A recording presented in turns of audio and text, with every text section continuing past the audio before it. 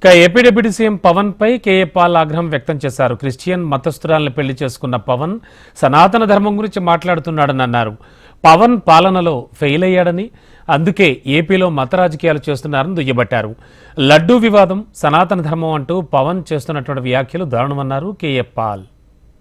నెలకి 12,000 కోట్ల అప్పు ఇచ్చినోడు లేడు. ఇవన్నీ డిస్ట్రాక్ట్ చేయడానికి లడ్డూ వివాదం ఒకరోజు తీసుకొస్తాడు పవన్ కళ్యాణ్. ఏదో వాడు తేవాలి కదా. హిందూ ముస్లిం అంటాడు, ఏమనంటే సనాతన ధర్మం అంటాడు.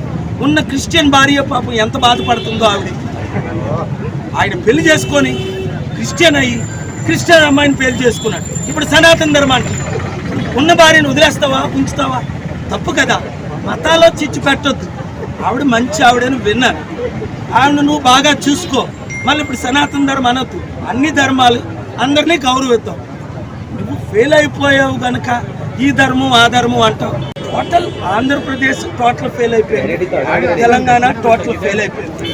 కనుక మంచి చేయడానికి నేను వచ్చాను.